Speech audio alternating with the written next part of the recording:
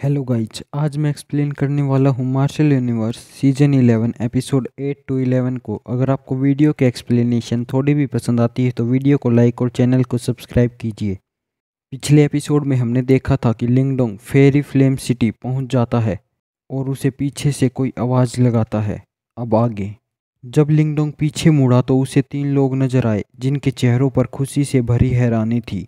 वो लोग उसकी तरफ ही देखते जा रहे थे, जिसमें सबसे आगे खड़ी थी एक लड़की। उसके बगल में मौजूद लड़कियां भी लिंगडोंग को पहचान रही थी। दरअसल जो लड़की सबसे आगे खड़ी थी वो थी गू क्लैन की गू मेंगी और उनके बगल में खड़ी थी गुयान और गुया। गुयान और गुया वही थे जिनसे लिंगडोंग पहले तब मिला था जब वो डेमन सी में पहली बार आया था।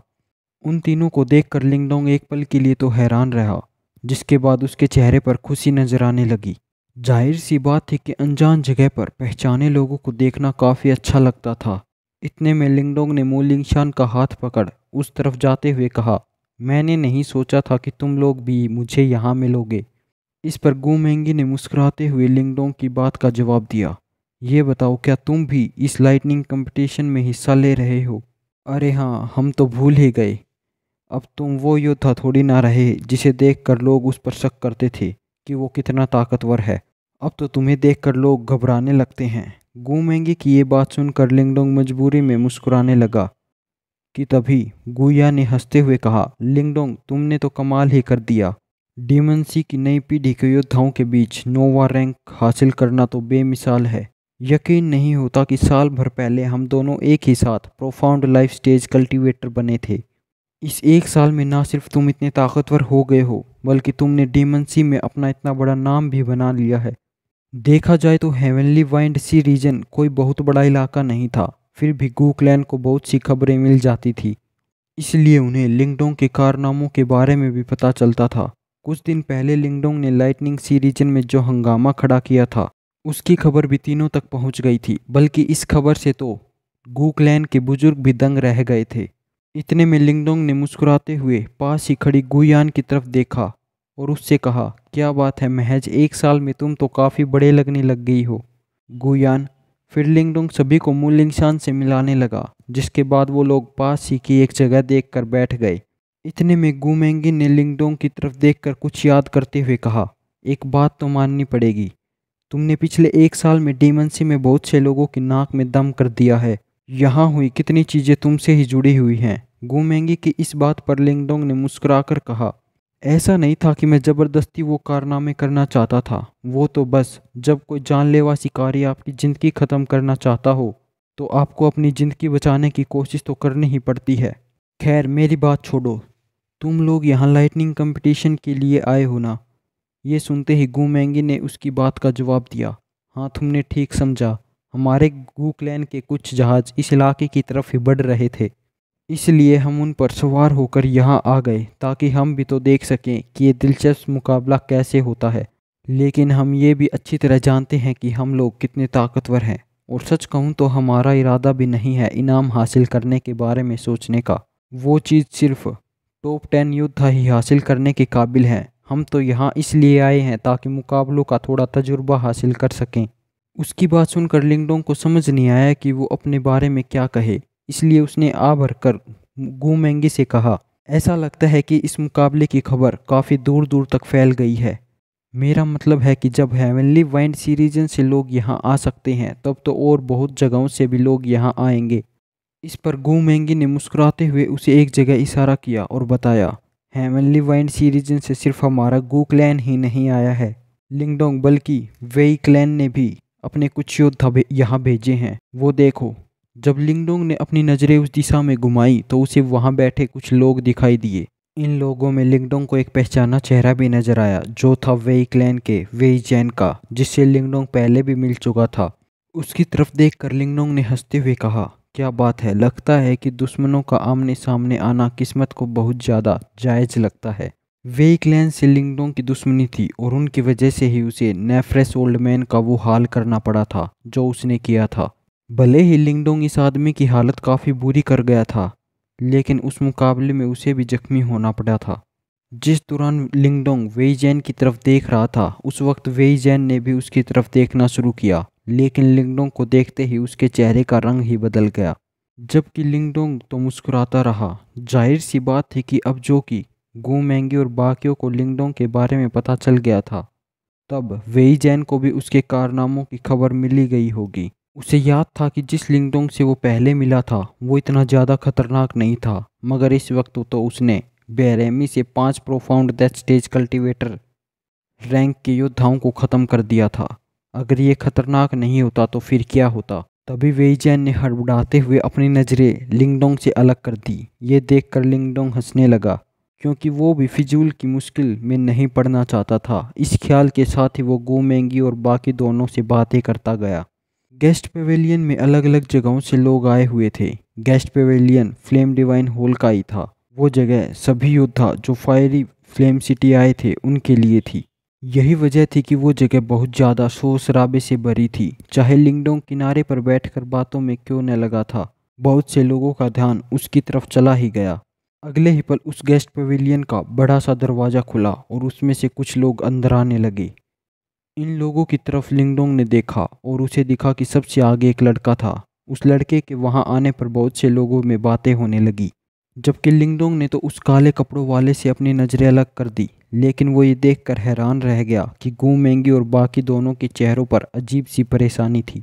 इस ख्याल के साथ ही लिंगडोंग ने मू लिंगशान की तरफ देखा, मगर तभी गू मेंगी ने कहा, ये कवरिंग सी सेक्ट का हुआंग लिंग नई पीढ़ी के योद्धाओं में 9वां सबसे ताकतवर योद्धा, माफ़ करना, अब तो ये 10वां सबसे ताकतवर योद्धा हो गया है। आखिर तुमने जो इसकी जगह ले ली है।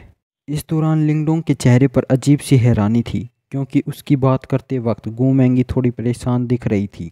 इस पर लिंगडोंग ने तुरंत उससे कहा, बस इतना ही? तुम्हारे चेहरे को देखकर तो ऐसा लगता है जैसे तुम इसे जानती हो। तो अब मुझसे चीज़ें छुपाना बंद करो और आगे भी बताओ। यह सुनते ही गू मेंगी ने एक नज़र गुया की तरफ देखा और आप भरते हुए लिंगडोंग को बताया, यह कोई बड़ी बात नहीं है लिंगडोंग। दरअसल मैंने तुम्हें बताया था ना कि हमारा जहाज़ इस जगह पर आ रहा था और हम उस पर सवार होकर आए थे। जिस दौरान हम लोग समंदर में थे तब इत्तेफाक से हमारा सामना कवरिंग सी सेक्ट से हुआ और इस सेक्ट के योद्धाओं की अगुवाई कर रहा था हुआंग लिंग। देखो, हमारे गू क्लैन की कवरिंग सी सेक्ट से कोई दुश्मनी नहीं थी, इसलिए हमने उन पर ध्यान नहीं दिया। लेकिन हुआंग लिंग की नज़र जब मुझ पर पड़ी तब मुझे समझ आया कि वो मुझे गंदी नज़रों से देख रहा था और मेरे साथ, लेकिन मैंने उसे दूर भगा दिया और शायद इस वजह से उसे शर्मसार होना पड़ा। यही वजह है कि इसने किनारे पर पहुंचते ही हमारे जहाज़ों पर कब्जा कर लिया है। कोई बात नहीं, कुछ दिनों की बात है, हम आराम से वापस लौट जाएंगे, क्योंकि बाकी जहाज़ भी तो हैं। दरअसल लिंगडोंग के चेहरे पर हल्की नाराज़गी दिख रही थी, जिसे देखकर गू मेंगी थोड़ी परेशान हो गई। वो भी जानती थी कि लिंगडोंग पहले के मुकाबले काफ़ी ताकतवर था, लेकिन हुआंग लिंग भी कोई मामूली योद्धा नहीं था। ऐसे में उनकी टक्कर काफ़ी हंगामा खड़ा कर देती। और तो और हुआंग लिंग के पीछे एक ताकतवर सेक्ट भी था, जिसके रुतबे से वो और ताकतवर लोगों की मदद मांग सकता था, जबकि लिंगडोंग तो अभी तक अकेला ही था। तभी लिंगडोंग ने इस बात को नज़रअंदाज कर अपना सिर हिलाते हुए बातें जारी रखी। लेकिन इन बातों में हुआंग लिंग का कोई जिक्र नहीं था। जिस दौरान वो लोग बातों में लगे थे उतने में हुआंग लिंग अपने साथियों के साथ अंदर चल कर आया। आते ही वो सीधे वेई जैन और उसके साथियों के पास पहुंचा।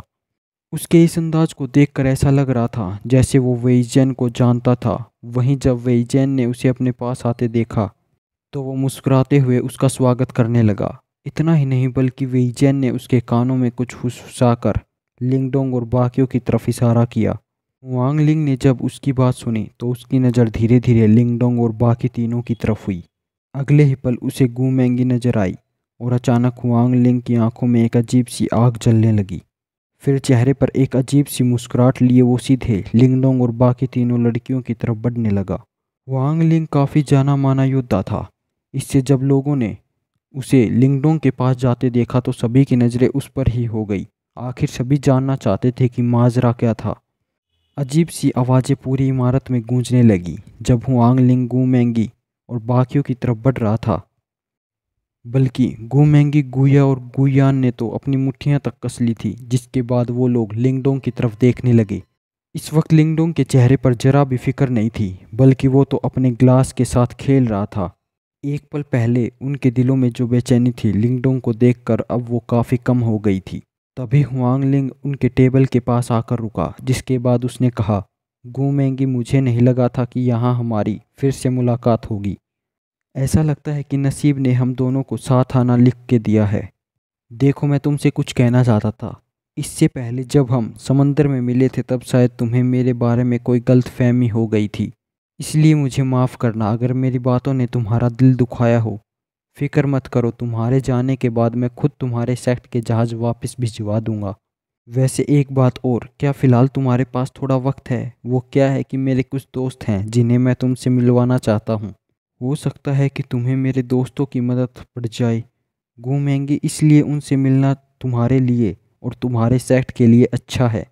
लेकिन उसकी बात पर गूमेंगी के चेहरे पर तो नाराज़गी दिखने लगी, जिसके साथ उसने देखा कि आसपास मौजूद बहुत से लोग उसकी तरफ ही देख रहे थे। ऐसे में अगर वो हुआंग लिंग के साथ आने को मना कर देती तो हुआंग लिंग काफ़ी बेइज्जती होती और ये बात वो आसानी से नहीं पचाता। इतने में हुआंग लिंग ने गूमेंगी की झिझक देखकर उससे आगे कहा, देखो, मैं उम्मीद करता हूँ कि तुम ना नहीं कहोगी, क्योंकि इससे सबके सामने मेरी बेइज्जती होगी। तभी लिंगडोंग ने मुस्कुराते हुए हुआंग लिंग की तरफ देखकर कहा, ये बात ठीक है। इंसान की तौहीन होना काफ़ी गलत होता है, लेकिन अगर वो इंसान बिना कुछ सोचे अपनी तौहीन कराने आ गया हो तो उसे नासमझ कहेंगे। उसकी बात के तुरंत बाद लोगों की हैरत भरी निगाहें लिंगडोंग को देखने लगी, जिसने हुआंग लिंग से इस तरह से बात की थी। सभी जानते थे कि अगर लिंगडोंग काबिल नहीं होता तो वो कभी हुआंग लिंग से ऐसी बात करने की हिम्मत भी नहीं करता। वहीं उसकी बात पर हुआंग लिंग के चेहरे का रंग बदलने लगा, जिसके बाद उसने लिंगडोंग की तरफ देखकर कहा, तुम्हारा इस तरह बात करना काफ़ी गलत है। इसे तमीज़ तो हरगिज़ नहीं कहेंगे। ये सुनकर लिंगडोंग ने मुस्कुराते हुए वेई जैन की तरफ देखा और धीमी आवाज़ में कहा, मेरे ख्याल से तुम्हारे चेलों ने तुम्हें बता दिया होगा कि मैं कौन हूँ, है ना? लिंगडोंग जानता था कि उस जगह पर आते ही हुआंग लिंग वेई जैन के पास गया था। ऐसे में वो लिंगडोंग की पहचान उसे नहीं बताता, ये तो नामुमकिन था। इसलिए हुआंग लिंग को पता था कि लिंगडोंग ही वो इंसान था जिसने उसे 9वें योद्धा से 10वां योद्धा बना दिया था। और असल में हुआंग लिंग यहाँ चलकर आया था गूमेंगी के लिए, मगर उसके पीछे की एक वजह लिंगडोंग भी था। वहीं लिंगडोंग की बात सुनकर हुआंग लिंग एक पल के लिए उसे देखता रहा, जिसके बाद उसने हंसकर कहा कि कैसे नहीं जानूंगा, रू की लिस्ट का 9वां योद्धा लिंगडोंग। मैं अच्छी तरह से जानता हूँ तुम्हारे बारे में, लेकिन सच कहूँ तो तुम्हारा नाम मुझे जरा भी डराने में कामयाब नहीं होता है, क्योंकि शायद तुम अच्छी तरह नहीं जानते हो कि मैं कौन हूँ। हुआंग लिंग ने जैसे ही लिंगडोंग का नाम लिया तो उस जगह पर मौजूद लोगों में हंगामा मच गया। सभी लिंगडोंग के बारे में ही बातें करने लगे। आखिर उसने ऐसे कारनामे किए थे कि सभी उससे हैरान और खौफजदा थे। इस दौरान गूमेंगी और बाकी दोनों चेहरे पर हल्की घबराहट के साथ उस तनाव को देखने लगे। इतने में लिंगडोंग ने आह भरते हुए गूमेंगी और बाकियों से कहा, चलो यहाँ से चलते हैं, मैं यहाँ कोई लड़ाई नहीं करना चाहता हूँ। ये बातें सुनकर हर कोई दंग रह गया। सभी जानते थे कि हुआंग लिंग काफ़ी गुरूर से भरा था, लेकिन लिंगडोंग ने तो जिस तरह से उसे नज़रअंदाज कर वहाँ से जाने का फैसला लिया, ये तो और भी खतरनाक था। बहुत से लोगों की नज़रें हुआंग लिंग पर टिकी रही, जिसने चेहरे पर अजीब सी मुस्कुराहट के साथ कहा, लिंगडोंग, जाने की इतनी भी जल्दी क्या है? मैं भी देखना चाहता हूँ कि मुझे नीचे ढकेलने वाला योद्धा आखिर सच में मुझसे ज़्यादा ताकतवर है या नहीं। इसके तुरंत बाद सभी के चेहरों पर परेशानी दिखने लगी, क्योंकि वो समझ गए थे कि वहाँ हुआंग लिंग लिंगडोंग को माफ़ नहीं करने वाला था। लेकिन जिस दौरान वहाँ का माहौल तनाव से भर रहा था, तब दो लोग बड़े आराम से बाहर आए, जिसमें से एक ने हंसते हुए कहा, हुआंग लिंग, ऐसा लगता है कि तुम किसी मुश्किल में पड़ गए हो। वो दोनों दिखने में काफ़ी मामूली लग रहे थे, लेकिन उनकी शक्तियाँ काफ़ी ज़्यादा थी। उन्हें देखकर कुछ लोगों ने कहा, ये तो स्काई शार्क सेक्ट का लीलिन है और उसके साथ 7वें नंबर का योद्धा चैन किंग है। सभी जानते हैं कि कवरिंग सी सेक्ट, स्काई शार्क सेक्ट और आइस स्पिरिट सेक्ट्स के बीच बहुत अच्छा रिश्ता है। अब जो कि ये तीनों इस लिंगडोंग के खिलाफ आ गए हैं, तो मुझे नहीं लगता कि वो कुछ भी कर पाएगा। उन दोनों को अपने पास आता देख हुआन लिंग की आंखों में अजीब सा गुरूर नजर आने लगा। फिर उसने धीमी आवाज़ में कहा, अरे नहीं भाइयों, कोई मुश्किल नहीं है। मैं तो बस लिंगडोंग से मुकाबला करना चाहता था ताकि देख सकूं कि एक वाकई मुझसे ज़्यादा ताकतवर कहलाने के लायक है या नहीं। लिंगडोंग का नाम सुनते ही लीलिन की नज़रें उसकी तरफ हुई और उसने चेहरे पर मुस्कुराहट के साथ कहा, लिंगडोंग, मैंने इसके बारे में बहुत सुना है। ये लड़का काबिल तो लगता है, इसलिए मैं भी देखना चाहता हूँ कि आखिर ये है कितना काबिल। आखिर कोई ऐसा योद्धा जो डीमन सी का न होकर इस जगह पर धौंस जमाता है, या तो बहुत ज़्यादा काबिल है या बहुत बेवकूफ़।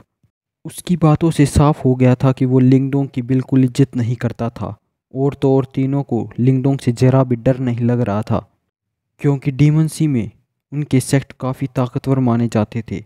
जब गू मेंगी ने उन तीनों को एक साथ आते देखा तो उसके चेहरे का रंग बदलने लगा। वो सोच रही थी कि इन तीनों ताकतवर योद्धाओं के सामने और उनके ताकतवर सेक्ट्स की वजह से लिंगडोंग उनका कुछ नहीं बिगाड़ पाता। तभी हुआनलिंग ने अपने दोस्तों के साथ आने पर अजीब सा गुरूर महसूस किया, जिसके चलते उसने कहा, देखो लिंगडोंग, बेहतर यही होगा कि तुम मेरे और गूमेंगी के मामले में टांग न अड़ाओ। बाकियों को भले ही तुमसे डर लगता होगा, लेकिन मुझे तुमसे जरा भी डर नहीं लगता। गूमेंगी, मेरे साथ चलो। अपनी बात कहकर हुआनलिंग ने सभी के सामने सीधे गूमेंगी की कलाई पकड़ ली और वो उसे लोगों की नज़रों के सामने खींचते हुए अपने साथ ले जाने लगा। उसे पूरा यकीन था कि वहाँ मौजूद लोगों में कोई भी उसे रोक नहीं सकता था। आखिर कौन तीन बेहद ताकतवर योद्धाओं के खिलाफ होना चाहता। भले ही वो इस बारे में सोच रहा था, लेकिन जैसे ही वो गूमेंगी को 2 कदम खींच कर ले गया तो अचानक उसे एक बेहद खतरनाक शक्ति अपने हाथों पर महसूस हुई। वो हमला बेहद तेज रफ्तार में हुआ था और लिंगडोंग ने हुआनलिंग के हाथ को पकड़कर उसे जोर से टेबल पर पटक दिया।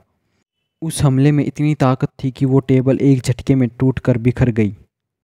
ये देखते ही हुआनलिंग ने गुस्से भरी आवाज़ में चिल्लाते हुए कहा, तेरी इतनी हिम्मत लिंगडोंग। मगर उसने देखा कि लिंगडोंग की आंखों में एक अजीब बेरहमी नजर आ रही थी, जिसके साथ उसने जवाब दिया, एक ऐसा गुरूर से भरा लड़का जिसे लोगों की अच्छाई नज़र नहीं आती, तुझे तो मार कर ही सबक सिखाना पड़ेगा। इतना कहते ही लिंगडोंग ने पास ही रखे गिलास को उठाया और बेरहमी से हुआनलिंग पर उस गिलास से जोरदार हमला कर दिया।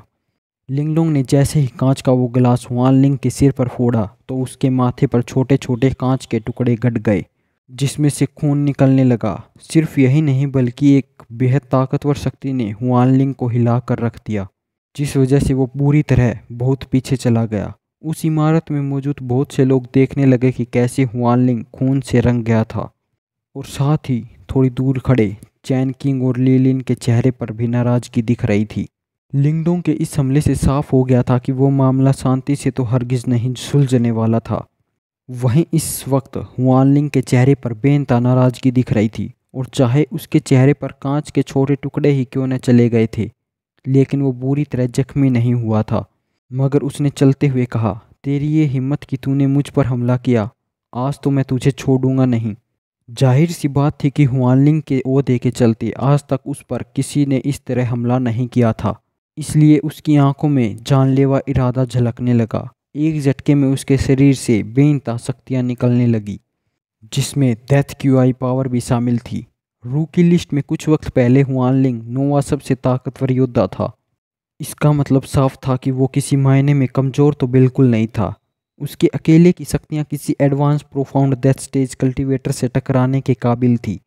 इससे पहले लिंगडोंग के हमले में उसे जो नुकसान हुआ था वो इसलिए हुआ था क्योंकि उसे उम्मीद भी नहीं थी कि कोई उस पर इस तरह हमला करने वाला था, और ऐसा सोचने के पीछे उसके 2 दोस्तों का साथ था, जिनके रहते कोई भी उस पर हमला करने की हिम्मत नहीं करता। लेकिन लिंगडोंग को इन बातों से कोई फ़र्क नहीं पड़ता था। फिर तेज़ रफ्तार में हुआनलिंग आगे बढ़ने लगा। फिर अपने हाथों में शक्तियाँ इकट्ठा कर उसने कहा, टाइगर थीथ फोर्स, जिसमें एक टाइगर तैयार हुआ, जिसने दहाड़ते हुए लिंगडोंग पर हमला कर दिया। सभी महसूस कर रहे थे कि उन शक्तियों से तैयार हुआ टाइगर की शक्तियाँ बहुत ज़्यादा थी, जिस वजह से आसपास ढेर सारे धमाके होते दिखने लगे। उसके इस हमले से ये साफ हो गया था कि हुआनलिंग कितना ज़्यादा नाराज़ था। उसने जानने की कोशिश भी नहीं की थी कि लिंगडोंग असल में कितना ज़्यादा ताकतवर था, बल्कि उसने तो एक झटके में लिंगडोंग की ज़िंदगी ख़त्म करने वाला हमला कर दिया। उसके इस जानलेवा हमले को देखकर गूमेंगी ने चिल्लाते हुए कहा, लिंगडोंग, उसके हमले से बचो। हुआंगलिंग की रफ्तार बिजली जैसी तेज थी। इसलिए वो पलक झपकते ही लिंगडोंग के ठीक सामने आ गया। वहां पहुंचकर उसने हाथों के साथ एक जोरदार मुक्का जड़ दिया, जिसके चलते आसपास की कुर्सियां और टेबल टूटकर धूल में बदल गई। शक्तियों से तैयार हुआ वो टाइगर लिंगडोंग के पास आने ही वाला था कि तभी अचानक हरे रंग की रोशनी चमकने लगी और ड्रैगन की धाड़ के साथ एक मुक्का उस टाइगर से टकरा गया। दोनों की टक्कर पर एक तेज आवाज इमारत में गूंज उठी, जिससे निकली शक्तियों को देखकर बहुत से लोग पीछे हटने लगे। जाहिर सी बात थी कि वो इस मामले में नहीं पड़ना चाहते थे। दोनों की जोरदार टक्कर देखकर सभी समझ गए कि दोनों के हमले एक जितने ताकतवर थे। मगर कुछ ही पलों बाद अचानक हुआनलिंग के चेहरे का रंग बदलने लगा जब उसे दिखा कि उसका हमला कमज़ोर पड़ने लगा। सिर्फ यही नहीं, उस हमले की कमज़ोर पड़ने की रफ्तार भी बहुत तेज़ थी और जैसे जैसे वो हमला बिखरता दिखाई दिया, वैसे वैसे लिंगडोंग का हमला सीधे हुआनलिंग के सीने पर आ गया। उस हमले की आवाज़ सुनाई पड़ी और हर किसी ने देखा कि हुआनलिंग का शरीर उड़ते हुए बहुत दूर जाके गिरा। ये देखकर हर कोई हैरान था कि तभी हुआनलिंग का शरीर जमीन से घसीटते हुए पीछे जाकर रुका। सभी हुआनलिंग को ऐसी हारी हुई हालत में देख रहे थे, जिसे देखकर किसी को भी कुछ समझ नहीं आया। भले ही पहले हमले में हुआनलिंग को उम्मीद नहीं थी कि उस पर हमला होने वाला था, इसलिए वो समझ नहीं पाया, लेकिन इस हमले का तो उसे अच्छी तरह से अंदाजा था। फिर भी उसकी ऐसी हालत हो गई थी। सभी समझ गए थे कि इसकी क्या वजह थी। लिंगडोंग हुआनलिंग से ज़्यादा ताकतवर था। सबसे खतरनाक बात यह थी कि हुआनलिंग को गिरने के बाद भी लिंगडोंग रुका नहीं और उसने आंखों में अजीब बेरहमी के साथ कहा, मैंने पहले ही कहा था कि मैं तुमसे लड़ना नहीं चाहता हूँ। अब जो कि तुमने मुकाबला शुरू कर ही दिया है तो मैं इसे ख़त्म कर देता हूँ। उसके शरीर में जलती हरे रंग की चमक काफ़ी तेज हो गई और वो हुआनलिंग की तरफ जानलेवा इरादे के साथ देखने लगा। उसकी बात से साफ हो गया था कि ना सिर्फ वो मुकाबला ख़त्म करना चाहता था, बल्कि खुद हुआनलिंग को भी ख़त्म करने वाला था। ये देखते ही लीलिन और चैन किंग ने चिल्लाते हुए कहा, लिंगडोंग तुम्हें क्या लगता है कि इस जगह पर तुम्हारी चलेगी? इतना कहकर वो दोनों हुआनलिंग के सामने आ गए ताकि वो लिंगडोंग पर हमला कर हुआनलिंग को बचा सकें। लेकिन लिंगडोंग तो इन दोनों को देखने के बावजूद आगे बढ़ता रहा, जिसे देखकर दोनों ने कहा, यहाँ आकर तू अपनी मौत को बुलावा दे रहा है। लिंगडोंग के लिए दोनों की आंखों में बहुत नाराज़गी थी, क्योंकि उनकी बातों के बावजूद लिंगडोंग रुकने को तैयार नहीं था। इससे उनकी थोड़ी बेइज्जती तो हो ही रही थी, इसलिए दोनों ने अपने अपने शरीर से शक्तियाँ निकालकर लिंगडोंग पर जोरदार हमला कर दिया। लिंगडोंग तो तेज़ी से आगे बढ़ता जा रहा था, इसलिए कुछ ही पलों में उसने दोनों के ताकतवर मुक्कों को अपने शरीर से टकराने दिया। लेकिन जैसे ही वो हमले उससे टकराए तो सभी ने देखा कि कोई आवाज़ सुनाई पड़ी, जिसे देखकर दोनों के चेहरों का रंग बदलने लगा।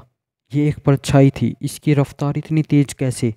इतने में वो दोनों तुरंत पीछे मुड़े और देखने लगे कि लिंगडोंग ना जाने कब उनके ठीक पीछे आ गया था।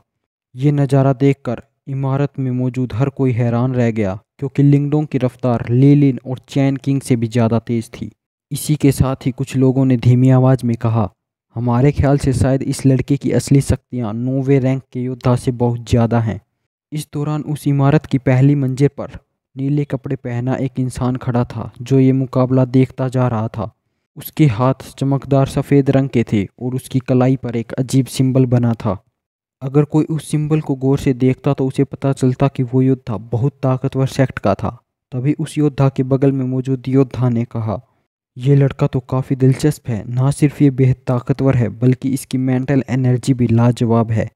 नीले कपड़ों वाले योद्धा के बगल में काले कपड़ों वाला लड़का खड़ा था, जो देखने में बड़ा ही मामूली था, लेकिन उसकी आंखों में एक अजीब चमक थी।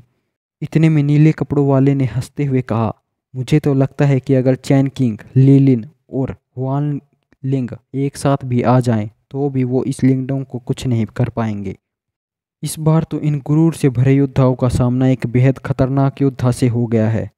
पर तभी काले कपड़ों वाले योद्धा ने अपनी नज़रें इमारत के किनारे पर की, जहां एक लड़के को देखकर उसने कहा, लेकिन मुझे पता है कि वो ज़रूर इस मुकाबले के बीच में आएगा, क्योंकि उनके साथ उसका रिश्ता अच्छा ही है। इसलिए वो इस लिंगडोंग को किसी को ख़त्म तो करने नहीं देगा। वैसे भी उसे तुम्हारा रैंक हासिल करने में काफ़ी दिलचस्पी है ना? मुझे तो लगता है कि आज वो तुम्हें भी चुनौती देने वाला है मुकाबले के लिए। सुना है कि वो advance profound the stage cultivator बनने वाला है। ये सुनकर नीले कपड़ों वाले लड़के ने हामी भरी। और जिस दौरान दोनों की बातचीत चल ही रही थी, उतने में लिंगडोंग हुआनलिंग के ठीक सामने आ गया। उसने अपनी उंगलियों में शक्तियां भरकर तेज रफ्तार में हुआनलिंग के माथे पर हमला कर दिया। उस हमले को अपनी तरफ आते देख हुआनलिंग ने जोर से अपने हाथ बिजली पर पटके और वो तेज रफ्तार में पीछे हो गया। एक बार लिंगडोंग के हमले का सामना करने के बाद अब वो उसके हमले से बचना चाहता था।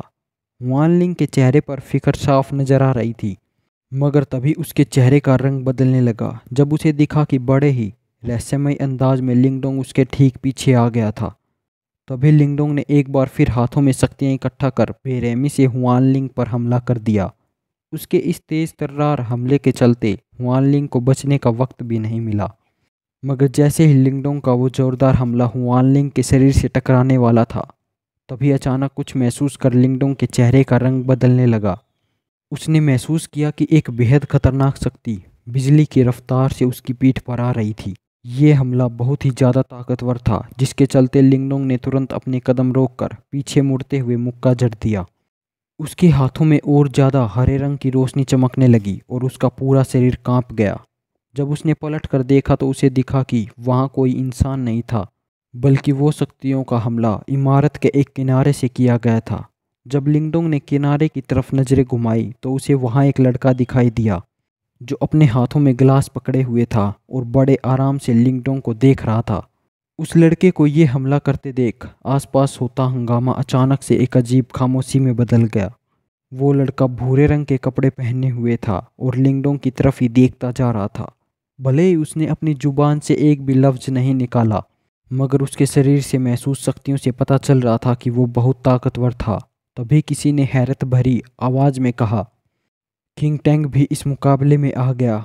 और किंग टैंग का नाम सुनते ही हुआनलिंग ने उसकी तरफ देखा, जैसे वो उससे मदद की भीख मांग रहा हो। उसकी आंखों में बेइंतहा खुशी नजर आने लगी, क्योंकि किंग टैंग के आने पर उसे पक्का हो गया था कि लिंगडोंग उसका कुछ नहीं बिगाड़ पाता। वहीं जब लिंगडोंग ने उसका नाम सुना तो उसने धीमी आवाज़ में कहा, तो ये है किंग टैंग, यानी रू की लिस्ट में लिखा चौथा सबसे ताकतवर योद्धा। इन पलों से इमारत की खामोशी टूटने लगी और बहुत से लोग आपस में बातें करने लगे।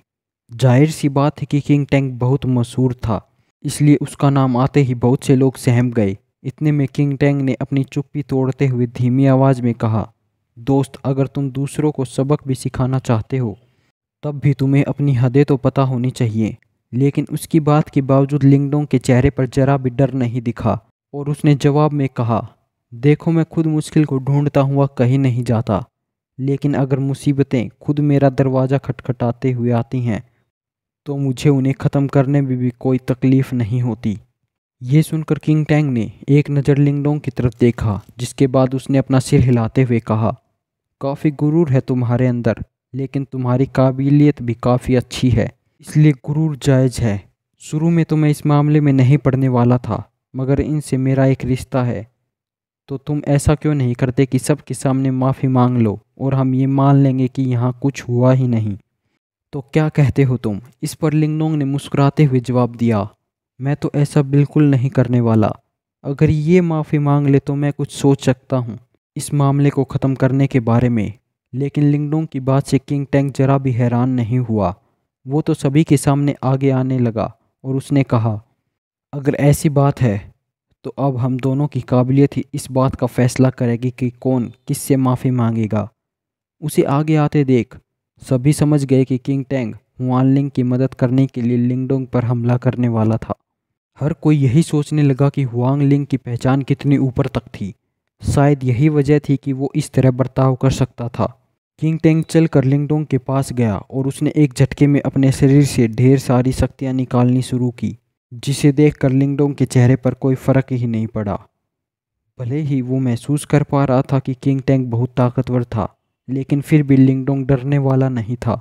इसलिए उसने एक झटके में हरे रंग की रोशनी बाहर निकालनी शुरू की। लिंगडोंग के पास आकर किंग टैंग के कदम थमने लगे, जिसके बाद उसने मुस्कुराते हुए कहा, तुम्हारी रफ्तार देखकर मैं इतना तो समझ गया हूँ कि तुम काफ़ी तेज हो।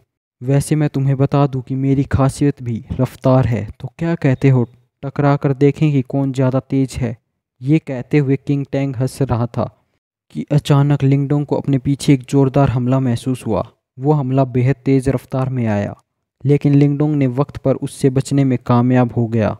अगली बार उसने जोरदार मुक्का सीधे उस हमले पर जड़ दिया, पर एक मजबूत हाथ ने लिंगडोंग के उस मुक्के को रोक दिया और दोनों की टक्कर पर लिंगडोंग और किंग टैंग थोड़े पीछे हो गए। जब इमारत में मौजूद लोगों ने दोनों की रफ्तार देखी तो उनके मुंह हैरानी में खुले के खुले रह गए। तभी किंग टैंग ने मुस्कुराते हुए आंखों में हल्की हैरानी के साथ कहा, तुम मेरी रफ्तार का सामना कर पाते हो, क्या बात है, ये तो कमाल हो गया। अब तो मेरी दिलचस्पी तुम्हारी असली काबिलियत जानने में और ज़्यादा बढ़ गई है। इतना कहकर वो तेज़ी से आगे आ गया और उसने बेइंतहा शक्तियाँ अपने शरीर से निकाली।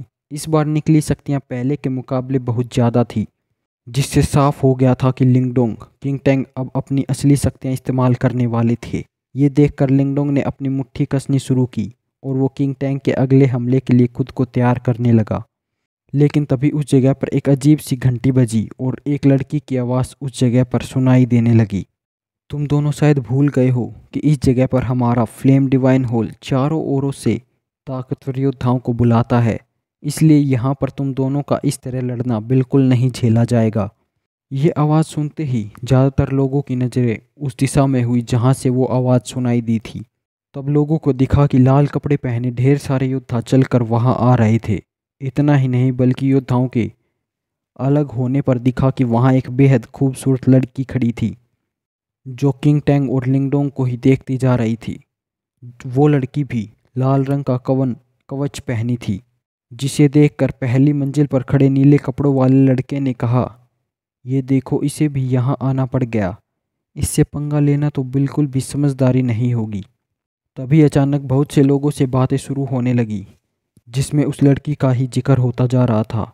इन बातों को सुनकर लिंगडोंग को उस लड़की की पहचान का पता चल गया कि तभी किंग टैंग ने उसकी तरफ देखकर हंसते हुए कहा, क्या बात है, खुद तान जिनलियान को यहाँ आना पड़ गया। लगता है कि ये मामला तो कुछ ज़्यादा ही बड़ा मान लिया गया है। तांग जिनलियान ने एक नज़र किंग टैंग की तरफ देखा और हंसते हुए कहा, किंग टैंग, ये कोई ऐसी जगह नहीं है जहाँ तुम अपनी मनमानी दिखा सकते हो। वैसे अगर तुम्हारा लड़ना ख़त्म हो गया हो तो यहाँ मौजूद लोगों को थोड़ा सुकून हासिल करने दो, आखिर मुकाबला अभी तक शुरू नहीं हुआ है। तान जिनलियान की बात पर किंग टैंग के चेहरे पर परेशानी के साथ कहा, अब जो कि तुमने ऐसा कह दिया है तो तुम्हारा हुक्म सराखों पर। यह मसला आज यहीं ख़त्म होता है। लिंगडोंग, हमें लाइटनिंग कंपटीशन में मौका मिलेगा एक दूसरे से टकराने का। तब मैं तुम्हें दिखाता हूँ कि असली ताकत किसे कहते हैं। उसकी बात पर लिंगडोंग मुस्कुराने लगा, लेकिन उसने कोई जवाब नहीं दिया। पर उसके चेहरे पर मुस्कुराहट आ गई, लेकिन उसने कोई जवाब नहीं दिया। एक पल बाद किंग टैंग भी मुस्कुराते हुए वहां से जाने लगा और उसने हुआंग लिंग को देखकर हल्की नाराजगी जताई। जाहिर सी बात थी कि अब जो खुद तांग जिनलियान वहां आ गई थी, इसलिए मसले को लंबा खींचा नहीं जा सकता था। इस दौरान गू मैंगी और बाकी लड़कियां लिंगडोंग के पास आ गई और आंखों में फिक्र के साथ उसे देखने लगी। लेकिन लिंगडोंग ने अपने हाथ लहराते हुए उन्हें बताया कि उसे कुछ नहीं हुआ। वो कुछ कहने ही वाला था कि अचानक उसे दिखा कि तांग जिनलियान उसकी तरफ आ रही थी। सभी की नज़रें इस वक्त तांग जिनलियान पर ही थी, इसलिए जब लोगों ने देखा कि मुकाबला रोकने के बाद भी वो गई नहीं तो सभी थोड़े हैरान हुए। बल्कि उनकी हैरानी और ज़्यादा तब बढ़ गई जब उन्हें दिखा कि वो लिंगडोंग की तरफ जाने लगी थी। इतने में लिंगडोंग के पास जाकर तांग जिनलियान रुकी और उसने धीमी आवाज़ में सवाल किया, तो तुम ही हो लिंगडोंग? मेरे मास्टर कहते हैं कि तुम बहुत ताकतवर हो, लेकिन तुम्हें देखकर तो मुझे ऐसा नहीं लगता। मेरे पीछे आओ, मास्टर तुमसे मिलना चाहते हैं। इतना कहकर तांग जिनलियान पीछे मुड़ी और वहाँ से जाने लगी। उसे जाते देख लिंगडोंग भी मजबूरी में आ बढ़ते हुए उसके पीछे चलने लगा। इस दौरान वो थोड़ा हैरान भी हो रहा था, क्योंकि उसे उस शहर में आए हुए ज़्यादा देर नहीं हुई थी। फिर भी मोलुओं को उसके आने का एहसास हो गया था। जब आसपास मौजूद लोगों ने तांग जिनलियान की बात सुनी तो वो सभी हैरान हो गए, क्योंकि किसी ने नहीं सोचा था कि लिंगडोंग मोलुओं को जानता होगा। जाते वक्त लिंगडोंग एक पल के लिए रुका, जिसके बाद वो गू मैंगी और बाकी लोगों को भी अपने साथ ले जाने लगा। जाहिर सी बात थी कि अब जो वो वहाँ इतना बड़ा बखेड़ा खड़ा हो गया था, इसलिए लिंगडोंग उन्हें बिना अपने साथ लिए तो जा ही नहीं सकता था। गू मैंगी और बाकी लड़कियाँ एक पल के लिए झिझकने लगी, जिसके बाद उन्होंने भी वहाँ से जाना शुरू किया।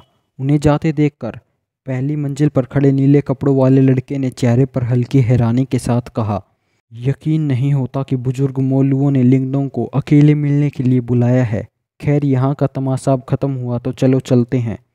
इस बार जो मुकाबला होने वाला है वो काफ़ी दिलचस्प होगा। आखिर एंशिएंट थंडरबोल्ट सिंबल हासिल करने की इच्छा किसकी नहीं है। धीरे धीरे उस जगह का तनाव पूरी तरह गायब हो गया और सभी अपने अपने कामों में लग गए। लेकिन इस वक्त काले कपड़े पहना एक रहस्यमयी इंसान चुपचाप खाना खाने में लगा हुआ था। उसे तो आसपास क्या हो रहा था इस बात की भी कोई फिक्र नहीं थी, बल्कि कुछ पलों पहले हुए हंगामे से लेकर अब तक उसका ध्यान अपने खाने से नहीं भटका था। तभी उस रहस्यमय काले कपड़ों वाले ने खराश से भरी आवाज़ के साथ कहा, लिंगडोंग, आखिरकार वो यहाँ आ ही गया। उस इंसान के चेहरे पर एक छोटे काले रंग का कपड़ा था, जिस वजह से वो देखने में बड़ा ही रहस्यमय लग रहा था। धीरे धीरे उसकी नज़र उस दिशा में होने लगी जहाँ से लिंगडोंग बाहर गया था। फिर एक झटके में वो रहस्यमय इंसान अपनी जगह से गायब हो गया और रात के अंधेरे में कहीं चला गया।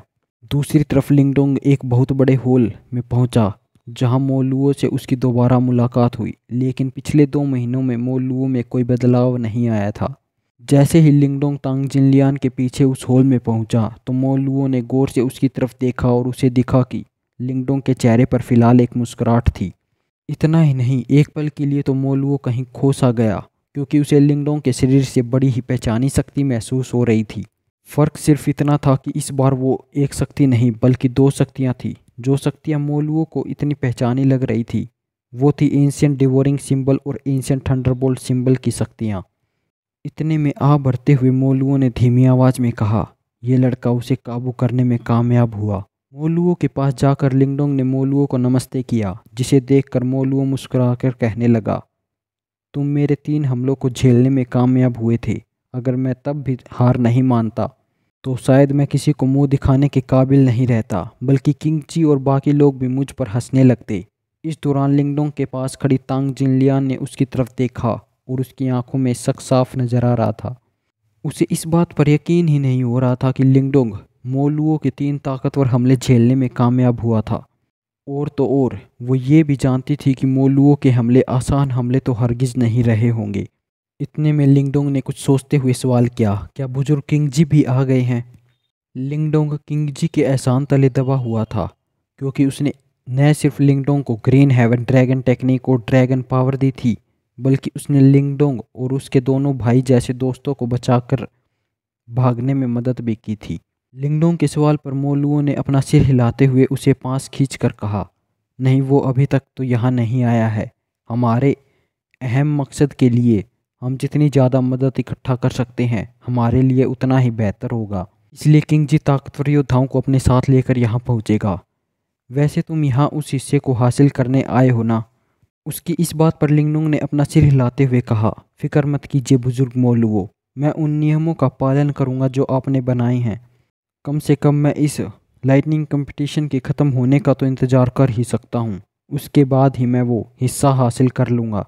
वहीं उसकी बात सुनकर मोलुओं ने हंसते हुए बेहद धीमी आवाज़ में कहा, अगर हम नियमों से चलेंगे तो तुम्हारे पास मौका होगा इस मुकाबले को जीतकर सभी के सामने उस हिस्से को हासिल करने का।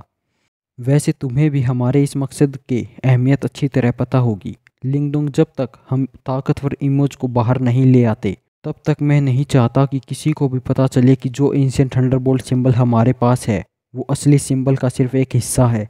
जो जानकारी हमें हासिल हुई है उस हिसाब से ईमो इतनी आसानी से बाहर नहीं आने वाले हैं। इसलिए मुझे लगता है कि शायद वो किसी इंसानी शरीर का इस्तेमाल कर उसमें छिपकर इस मुकाबले में हिस्सा लेंगे। उसके बाद वो सभी योद्धाओं को हराकर एंशिएंट थंडरबोल्ट सिंबल हासिल करना चाहेंगे ताकि उनकी असलियत पर किसी को शक न हो।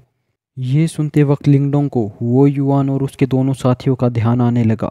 वो जानता था कि उनके शरीर में डेविल सीड मौजूद थे, जिससे वो लोग बेहद ताकतवर हो जाते थे।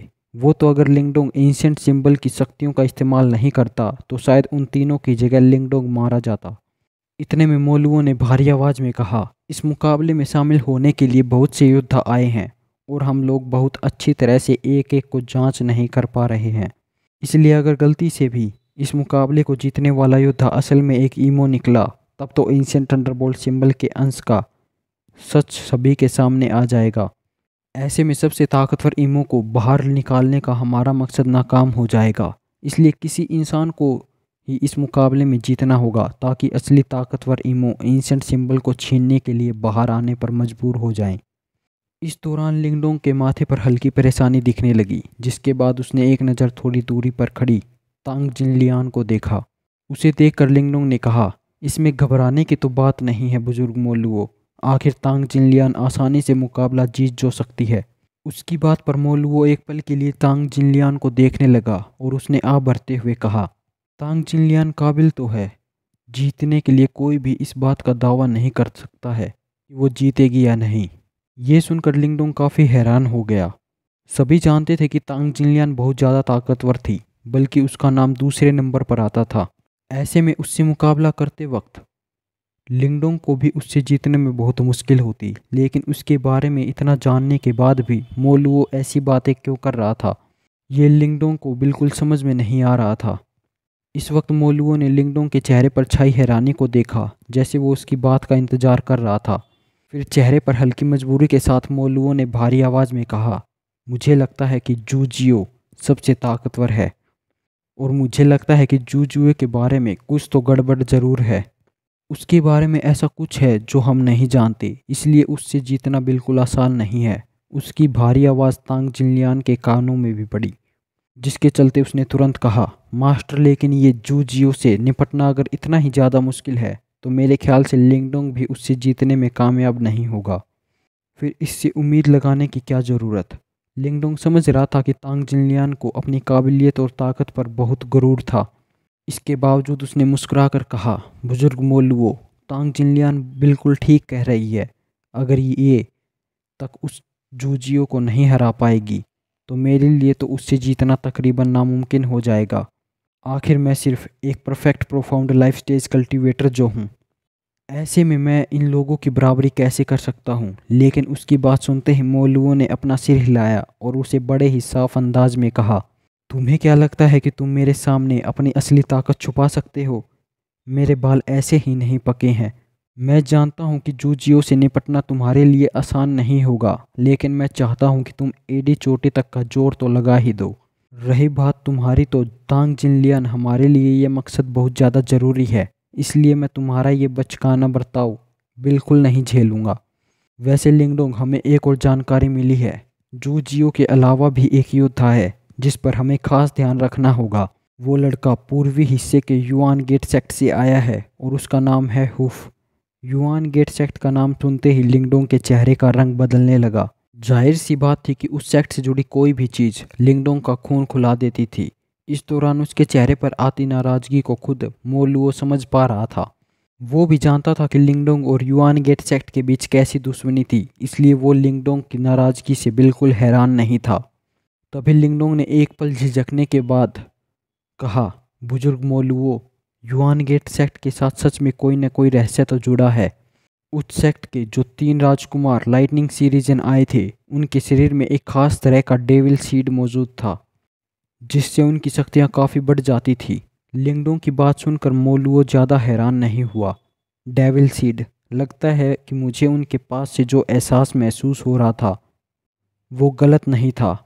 मोलुओ तीनों से मिला था और तब हुओ युआन और उसके साथियों ने पूरी कोशिश की थी कि अपने शरीर में मौजूद शक्तियों को छुपा ले, और क्योंकि सारा ध्यान एंशिएंट थंडरबोल्ट सिंबल की तरफ था, इसलिए मोलुओ बाकी चीज़ों के बारे में सोच नहीं पाया। लेकिन जब उसने बाद में इस बारे में सोचा, तब उसे समझ आया कि वहाँ कोई गड़बड़ तो ज़रूर थी। तभी मोलुओ ने अपना सिर हिलाते हुए कहा, ये युआन गेट सेक्ट तो सच में बहुत अजीब है। बदकिस्मती से वो डीमन सी में नहीं है और पूर्वी हिस्से तक पहुंचने में मेरे फ्लेम डिवाइन होल को बहुत मुश्किल आएगी। कुछ ऐसे सुपर सेक्ट होते हैं जिनसे निपटना इतना आसान नहीं होता। लिंगडोंग भी इस बात को समझते हुए अपना सिर हिलाने लगा। पूर्वी हिस्सा भले ही डीमन जितना बड़ा नहीं था, लेकिन 8 सुपर सेक्ट वहाँ अच्छी तरह टिके हुए थे। ऐसे में किसी भारी योद्धा का आना किसी को भी पसंद नहीं आता, इसलिए फ्लेम डिवाइन होल के किसी लिए युआन गेट सेक्ट से निपटना काफ़ी मुश्किल होता। पर मोलुओ की आंखों में एक अजीब नाराज़गी दिखने लगी, जिसमें हल्की नफरत भी नजर आ रही थी। इस नफरत भरी आवाज़ में उसने कहा, लेकिन अगर ये युआन गेट सेक्ट इमोज से जुड़ा है, तब तो आज नहीं तो कल हमारा उनसे सामना होगा ही। तब हमें कोई नहीं रोक सकता उन पर हमला करने से। मैं बताना चाहूँगा कि इस हुफ के बारे में हमारे पास ज़्यादा जानकारी नहीं है, लेकिन अगर युआन गेट सेक्ट ने इसे यहाँ भेजा है, एंशिएंट थंडरबोल्ट सिंबल हासिल करने के लिए तो ज़रूर वो बेहद ताकतवर होगा।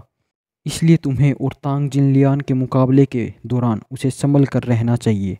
इन बातों के चलते लिंगडोंग अंदर ही अंदर थोड़ा परेशान होने लगा। वो जानता था कि चाहे बात होती युआन गेट सेक्ट के हुफ की या फिर चुप कर रहने वाले जूजियो की, दोनों से ही निपटना ही लिंगडोंग के लिए काफ़ी मुश्किल होता। उनके अलावा जो 5 सबसे ताकतवर योद्धा थे वो भी बहुत ताकतवर थे, इसलिए उनसे निपटना भी काफ़ी मुश्किल होता।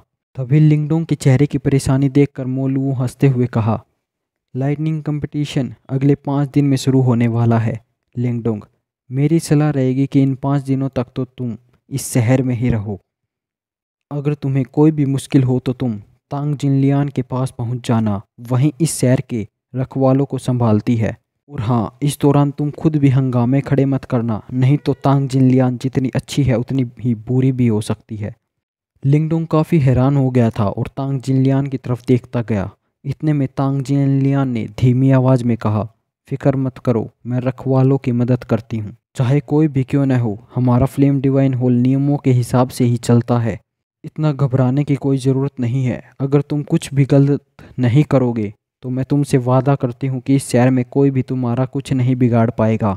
इतना कहकर तांग जिनलियान वहाँ से जाने लगी, जिसके बाद लिंगडोंग भी मोलुओ को नमस्ते कहकर वहाँ से चुपचाप चला गया।